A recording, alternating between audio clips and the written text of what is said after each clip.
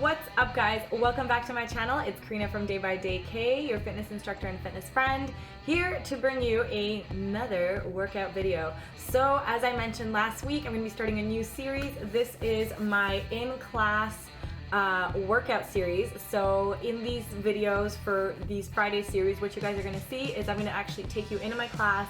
You guys are going to see how I break it down for my students and how my students do. And then at the end of the video, I break it down for you so that you can enjoy this workout on your own at the gym or at home. So with that being said, today we are doing TABATA boot camp.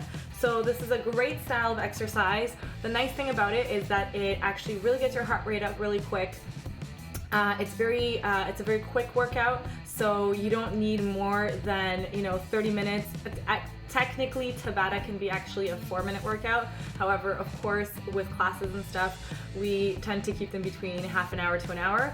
So in this class, it's actually 8:45 a.m. Saturday morning kettlebell class, and I just kind of like flipped it around, gave them some flavor for December, and turned it into a HITT style Tabata kettlebell class with some additional equipment. So if you guys are interested to see how they did and what you can do on your own time, make sure you stay tuned and take a look.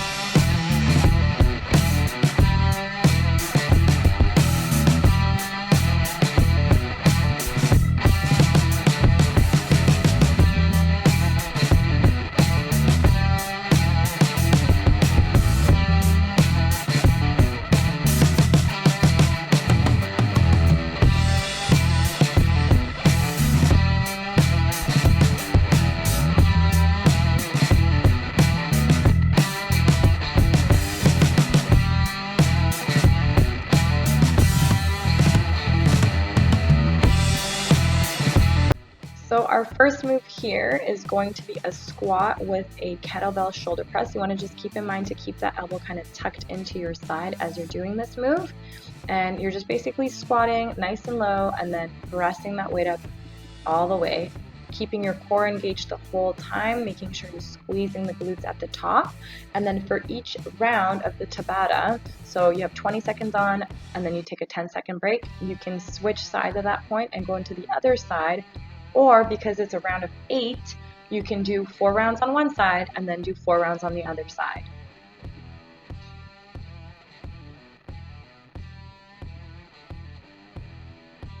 Next move is the swimmers, the glider swimmers, and I'll post a link below as well on different options for these.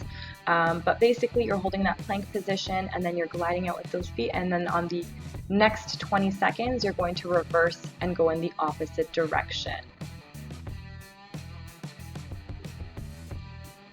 This next one, I'm just basically hopping over the equalizer here as fast as I possibly can, pulling my knee up nice and high. And now here's just some modifications. If you don't want to jump it that high, or if your body's not ready for it yet, you can just step over as fast as you can. If you don't have an equalizer at home, you can also just put like a piece of string on the floor and just hop over it. Or here's another option, and again, you don't have to use the equalizer, but just kind of doing these runners or stepping over. Next we have lunges, and then you're taking your kettlebell and you're putting it under your leg and you're weaving it through just like that. So we're alternating legs here. You can either do one side for 20 seconds on and then 10-second break and then switch legs, or you can alternate like I'm doing here. With this move, because we're going at a faster pace with Tabata, it's all about speed here, but form over speed is always. So make sure that if things like this are starting to happen, just go into regular lunges and just hold your weight up in your hands. Next, we have just kicking and squatting. So I'm actually using the equalizer kind of as a marking point to kick up nice and high. I like to do this especially as we get tired. We tend to lower the level of our leg kicking up. So that's why I use it, but you don't need to use that. And then as you saw there, I switched from one side to the one direction kicking out to kicking in. And again, if you do have an equalizer or something at home that you want to use to kick over, it doesn't have to be that high. So again, you can just use half the equalizer here, just the side of it, or kind of whatever you want there. Next, we have the Australian rows, or the pull-ups I call them. So again, just keeping in mind you're going as many as you can, as fast as you can with proper form, keeping that core nice and tight, and making sure you're coming up as high as you possibly can. That's going to be followed by basically windmills, and this is the variation with the arm behind the back here.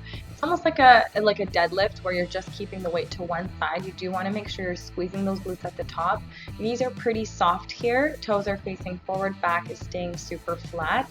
Optional is to lift that opposite hand up, and you're kind of looking at that hand as you're coming down. But again, form over speed here, so you want to keep that back nice and flat. And the last one here is going to be for the inner thigh quite a bit. You're going to feel this on the inner thigh as well as the opposite leg. You're going to feel the glutes and the hamstrings and the quads. So I'm sliding out, toes pointing out, so I'm creating kind of like an L shape with my feet, and then option to add the bicep curls. You can also do this move without the kettlebell at all. So you can just kind of practice the leg movement before you add in.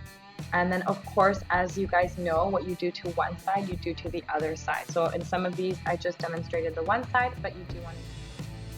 Well guys, I hope you enjoyed this video. This is the first one of our series. Last week we did the fitness test, so make sure you check that out if you haven't done so yet. And I will see you guys next week for the next round of fitness class, fitness workouts, in-home stuff. Have a good one. Peace out.